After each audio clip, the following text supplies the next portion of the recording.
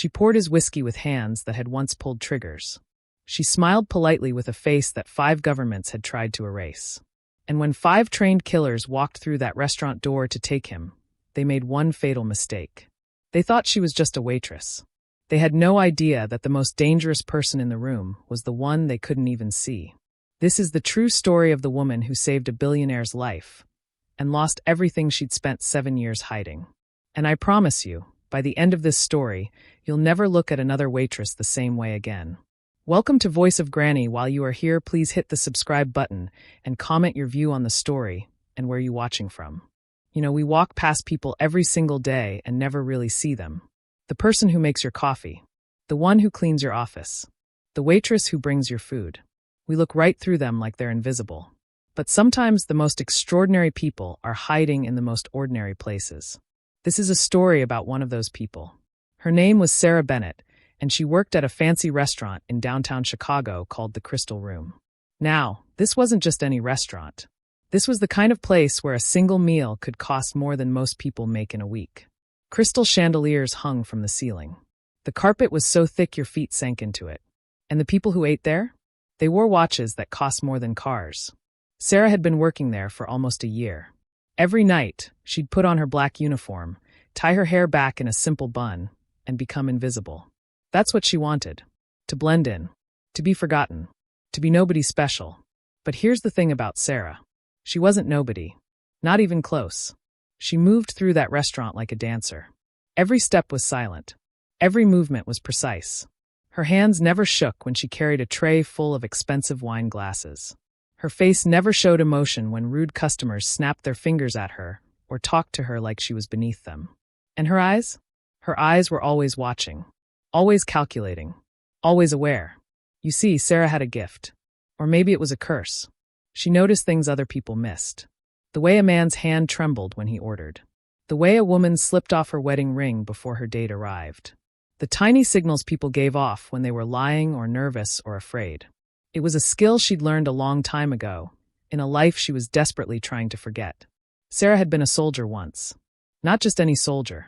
She'd been part of something secret, something the government would never admit existed. They called people like her ghosts. Soldiers who did the jobs nobody else could do. The dangerous missions. The impossible rescues. The operations that never made it into any official report. For years, she'd served her country in the shadows. She'd seen things that would break most people. Done things that still haunted her dreams. And then one mission went terribly wrong. Operation Sandstorm, they'd called it. A rescue mission in the Middle East that turned into a nightmare. Her entire team was killed.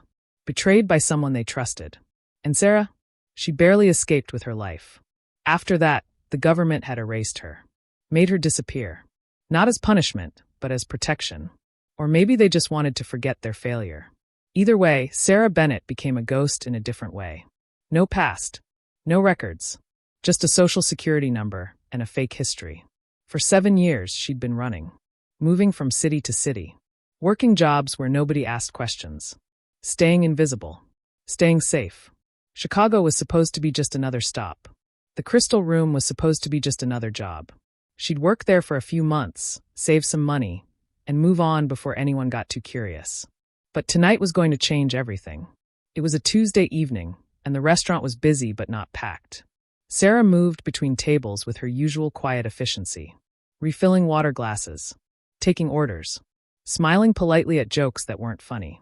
Then, at exactly 8 o'clock, the atmosphere in the room shifted. The front door opened and Victor Cross walked in. If you don't know that name, let me tell you who Victor Cross was. He was one of the richest men in America. A real estate mogul who'd built an empire buying up half the buildings in Chicago and New York. His face was on magazine covers.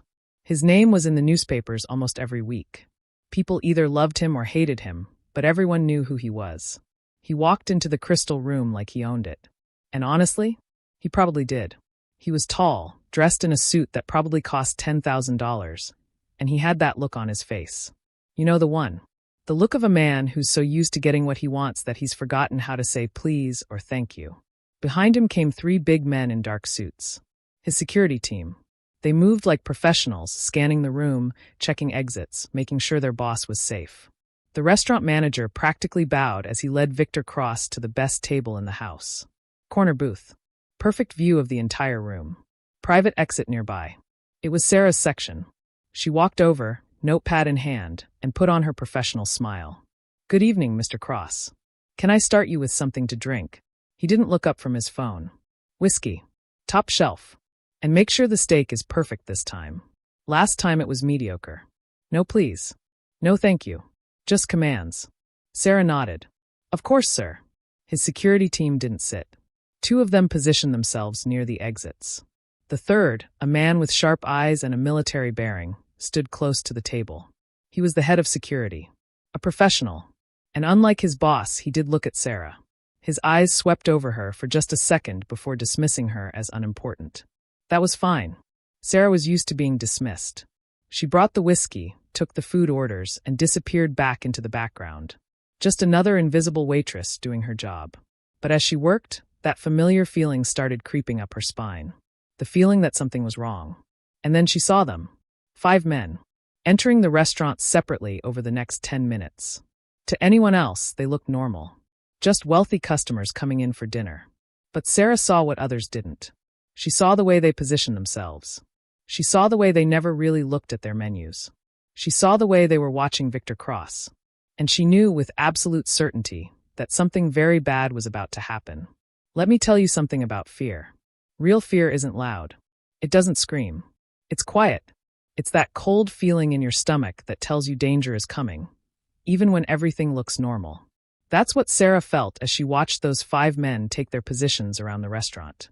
The first 2 sat at a table in the center of the room. They ordered an expensive bottle of wine and pretended to have a business conversation. But Sarah noticed their glasses stayed full. They weren't drinking. They were watching. The third man took a seat at the bar. He ordered a beer and stared at the television showing a basketball game. But in the mirror behind the bar, Sarah could see his eyes. He wasn't watching the game. He was watching Victor Cross's table. Watching the security guard standing nearby. The 4th and 5th men sat near the kitchen entrance. They laughed and talked like old friends, but their body language was all wrong. Their backs were to the wall. Their feet were flat on the floor, ready to move. They were blocking one of the main exits. Sarah's heart started beating faster. Her hands stayed steady as she carried a tray of appetizers to another table, but her mind was racing. This was a professional setup, a coordinated operation. These weren't random criminals. They were trained, organized, and they were here for Victor Cross. She had to warn someone. Sarah made her way toward the head of security, the sharp-eyed man standing near Cross's table. She kept her face calm, her voice low. "Excuse me, sir," she said quietly. "I think there might be a problem." He looked at her with barely concealed irritation. "What is it?" "Those men," Sarah said, nodding subtly toward the 5. "They came in separately, but they're working together. Look at their positions. They're surrounding your client, blocking the exits." The security chief glanced at the men she'd indicated. He saw wealthy customers in expensive suits. Nothing unusual. Nothing threatening. "Ma'am," he said with the kind of patience you'd use with a child, "I've been doing this job for 20 years. I know what a threat looks like. These are just customers. Please go back to your work and let me do mine." Sarah felt frustration rising in her chest. "Sir, please. Look at the man at the bar. He's watching you in the mirror. The 2 by the kitchen are blocking the emergency exit. This is textbook tactical positioning." Now the security chief's expression changed. Not to concern, but to annoyance. "How does a waitress know about tactical positioning?" he asked, his voice cold. "I don't know what you think you saw, but you need to step back. You're drawing attention." He turned away from her. Dismissed her. Just like Victor Cross had dismissed her. Just like everyone in this restaurant dismissed her every single night. Sarah stood there for a moment, her jaw clenched. She could walk away. She could go into the kitchen, slip out the back door, and disappear before whatever was about to happen actually happened. It wasn't her fight. Victor Cross was an arrogant billionaire who'd treated her like dirt. His security team had ignored her warning. Why should she risk everything to save them? But then she looked around the restaurant. At the young couple on a date at table 5. At the elderly man celebrating his birthday with his grandchildren. At the other waitresses and the kitchen staff. Innocent people who had no idea what was coming. And Sarah knew she couldn't walk away. Not from them. She moved back to her station, her mind shifting into a mode she hadn't used in 7 years. The restaurant transformed in her vision. It wasn't a dining room anymore. It was a battlefield. She mapped every table, every exit, every potential weapon. The heavy wine bottles behind the bar. The steak knives in the kitchen. The fire extinguisher by the door. Everything became a tool. A variable. A possibility. And then it happened. The man at the bar stood up. His hand went inside his jacket. At the same moment, the 2 men by the kitchen stood up. The friendly smiles disappeared from their faces. The shift was instant, like a switch being flipped. The security chief saw it too, but he saw it too late. He shouted something and reached for his weapon, but the attackers were faster. They'd been planning this for weeks. They knew exactly what to do. The man from the bar moved like lightning toward the security guard near the entrance. There was no gunshot, just a quick, brutal movement. The guard dropped to the floor with a knife in his neck. Chaos exploded through the restaurant. A woman screamed. People started scrambling from their tables, knocking over chairs and glasses. The sound of breaking crystal filled the air. The 2 men from the center table rushed the security chief. One had a taser. The other had a metal baton. They moved with practiced precision, flanking him before he could even draw his weapon. The taser hit him first. His body convulsed. Then the baton struck his wrist, and his gun clattered to the floor. Another blow to his knee brought him down. It took less than 15 seconds. Victor Cross's entire security team was neutralized. The remaining 2 attackers pulled out handguns. Not big rifles, but sleek black pistols with silencers attached. "Nobody move," one of them shouted, his voice cutting through the screams. "Stay on the floor. Hands where we can see them. This doesn't concern you. We're only here for him." He pointed his gun toward Victor Cross. The billionaire, the man who controlled buildings worth billions of dollars, looked small and terrified. All his money and power meant nothing in that moment. He was just a scared man facing death. The leader of the attackers, a tall man with cold blue eyes, walked slowly toward the booth. He moved with confidence, with certainty, like a hunter who'd finally cornered his prey. "Mr. Cross," he said with a slight accent, "you're coming with us." Quietly. That's when Sarah made her choice. You know what they say about cornered animals, right? They're the most dangerous. Because when you have nothing left to lose, when your back is against the wall, something inside you changes. Fear becomes fuel. Desperation becomes power. Sarah had spent 7 years hiding. 7 years being invisible. 7 years pretending to be someone she wasn't. But in that moment, watching that man point a gun at Victor Cross, watching innocent people crying on the floor, something inside her snapped.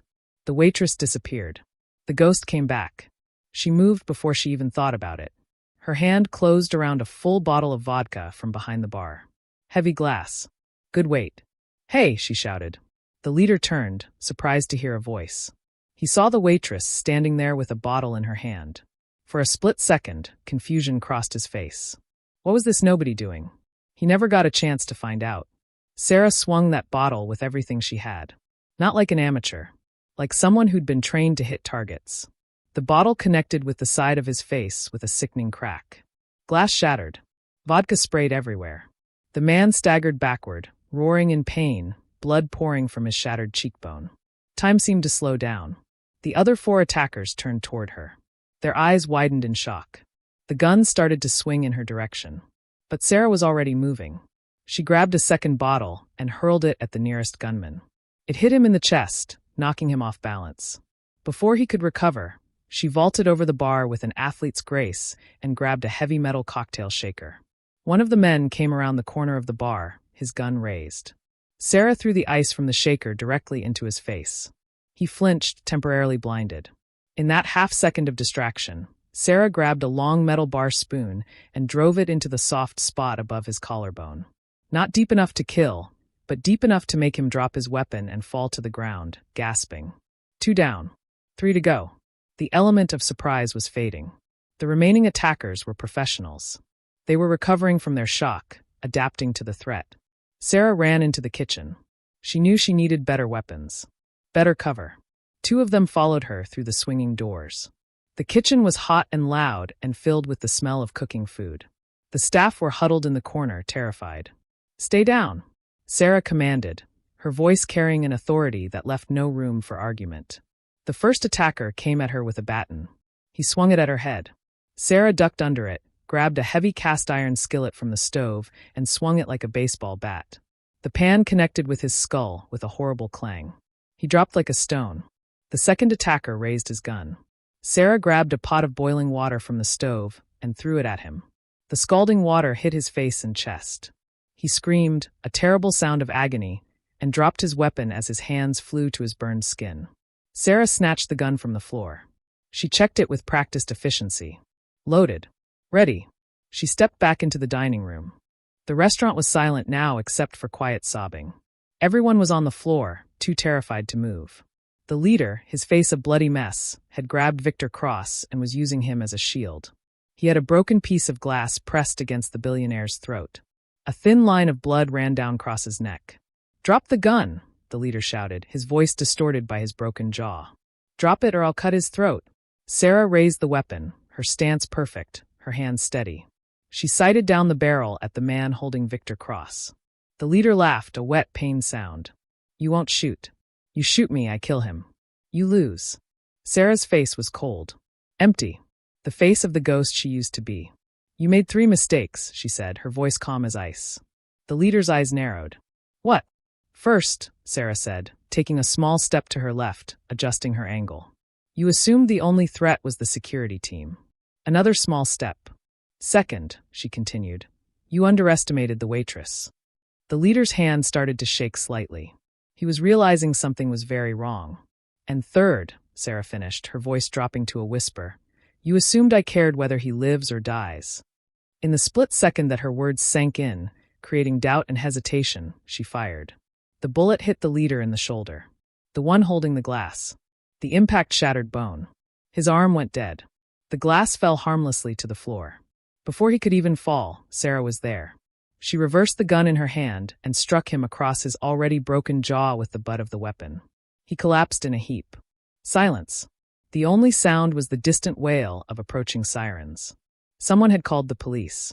Sarah stood in the center of the restaurant, the gun still in her hand, her chest rising and falling with controlled breaths. Around her lay 5 trained attackers, all of them unconscious or incapacitated. She looked down at Victor Cross. He was slumped against the wall, staring at her with a mixture of awe and terror. He'd watched the quiet, invisible waitress transform into something terrifying and efficient and deadly. "Who are you?" he whispered. Sarah didn't answer. She set the gun down carefully on a table and walked toward the door. The waitress was gone. The ghost had returned. And ghosts don't stick around to answer questions. But as she reached the exit, she knew something had changed. Her cover was blown. Her safe, invisible life was over. And the people who'd sent those attackers? They'd be coming for her next. The hunt was about to begin. Here's something nobody tells you about running from your past. You can change your name. You can change your city. You can change everything about yourself on the outside. But on the inside, the past never really lets go. It's always there, waiting for the moment when you slip up. When you reveal who you really are. Sarah had just revealed everything. Within hours of the incident at the Crystal Room, she disappeared. She left her apartment with nothing but a small bag of clothes. She closed her bank account and took the cash. She destroyed her phone and laptop. She became a ghost again, the way she'd been trained. She found a cheap room in a rundown neighborhood on the south side. Paid 3 months' rent in cash to a landlord who didn't ask for ID. Bought clothes from thrift stores. Cut and dyed her hair. Became someone new again. But she knew it wouldn't be enough. Not this time. She'd been on television. Security camera footage from the restaurant had been leaked online. The video showed everything. The quiet waitress taking down 5 armed men with kitchen supplies and her bare hands. It had gone viral. Millions of views. People were calling her a hero. The news stations were running stories. Mystery woman saves billionaire. Who is the Crystal Room hero? Sarah watched the news reports from her dingy room and felt sick. The attention was the opposite of what she needed. Every eye in the city was looking for her. And not all of those eyes were friendly. Meanwhile, Victor Cross was obsessed. The man whose life she'd saved couldn't stop thinking about her. Not because he was grateful, though he was, but because he needed to understand. Who was she? Where did she come from? How did a waitress have the skills of a special forces soldier?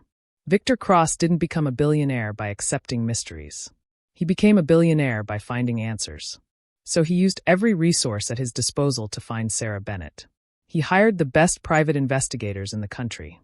He used facial recognition software to scan every camera in Chicago. He called in favors from people in government, people who had access to classified databases. For 3 weeks, they found nothing. Sarah's identity was shallow, recent, fake. But then one of his investigators got a hit. They ran her face through an old military database. And they found a photograph.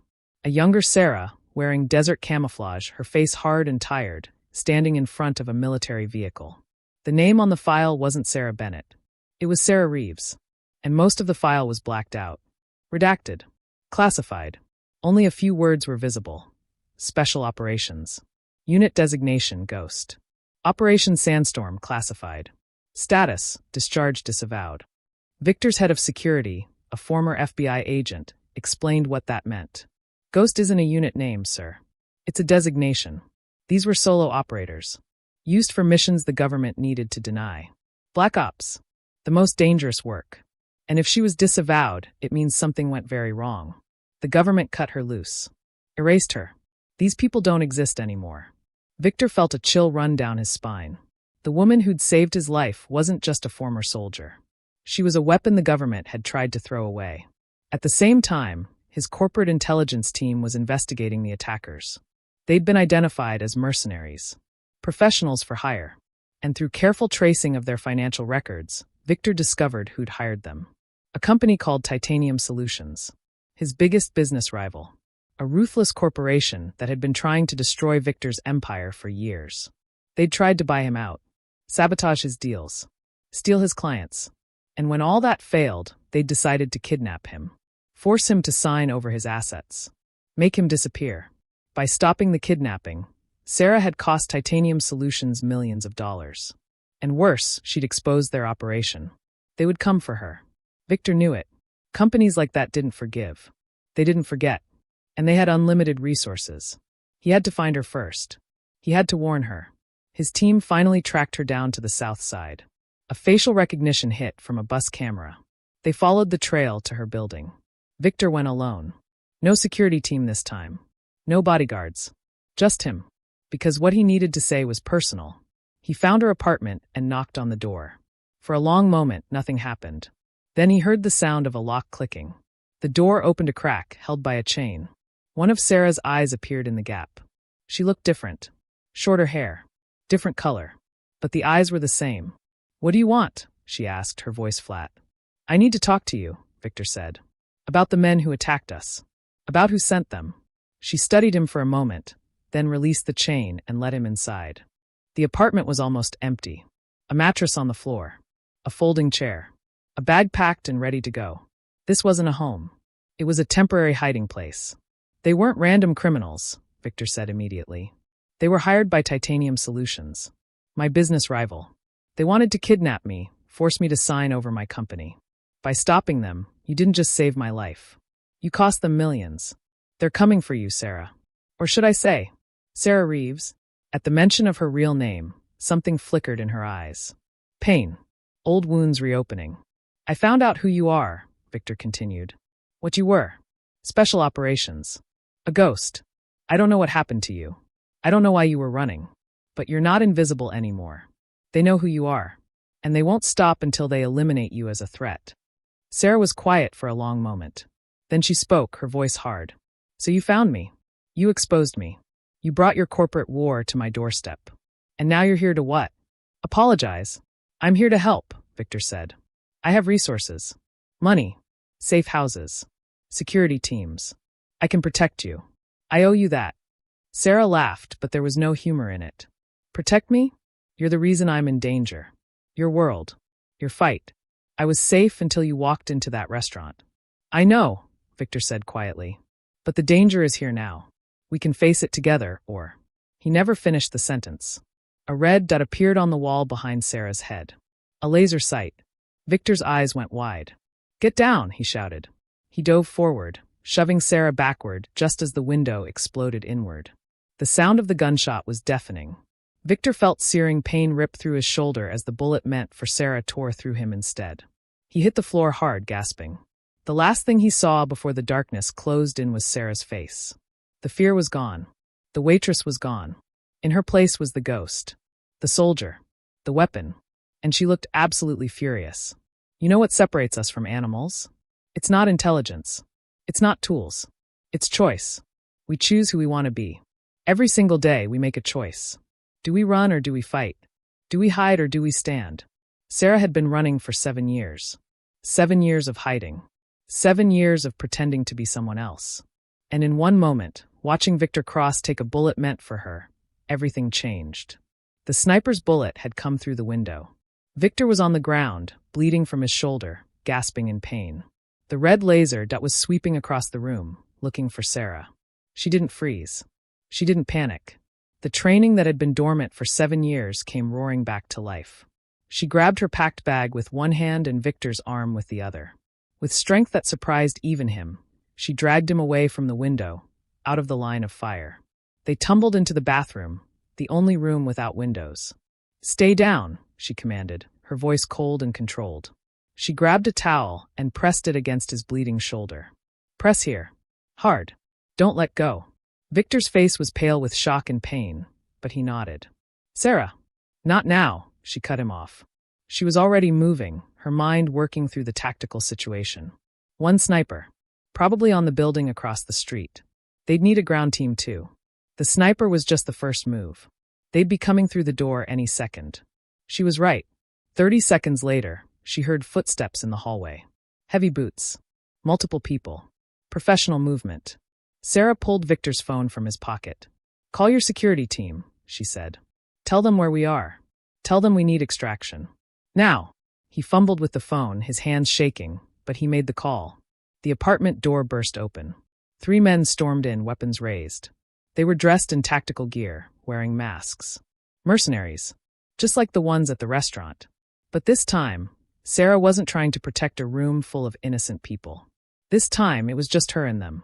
And that made her more dangerous than they could possibly imagine. She didn't wait for them to find the bathroom.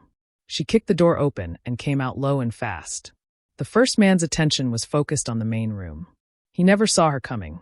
She swept his legs out from under him, and as he fell, she grabbed his weapon. One quick strike to the back of his head, and he was unconscious. The second man turned, raising his gun. Sarah was faster. She fired 2 shots. Both hit his body armor center mass. The impact knocked him backward, winded and stunned. She closed the distance and struck him across the temple with the gun. He went down. The third man was smarter. He'd stayed back, using the doorway as cover. He fired at her, forcing her to dive behind the overturned couch. Bullets tore through the cheap furniture, stuffing exploding into the air. Sarah's mind raced. She was pinned down. He had the superior position. And more men might be coming up the stairs. Then she heard it. The sound of sirens. Multiple vehicles. Victor's security team had arrived fast. Police too, probably. The sound of backup changed everything. The third man heard it too. He made a decision. He fired 3 more shots to keep her pinned, then turned and ran. His mission was failed. Time to extract. Sarah didn't chase him. She went back to the bathroom where Victor was still pressing the towel to his shoulder. His face was ashen, but he was conscious. "You saved me," he said, his voice weak. "Again. We're even now," Sarah replied. But her voice was softer than before. Less cold. Victor's security team burst into the apartment moments later, followed by police. The scene was chaos. Paramedics rushed to Victor, stabilizing him before loading him onto a stretcher. Police were everywhere, securing the scene, questioning witnesses. The security chief, a serious man named David, approached Sarah. "Ma'am, Mr. Cross wants you to come with us. We can keep you safe. Protected location. Armed guards. Everything you need." Sarah looked at him.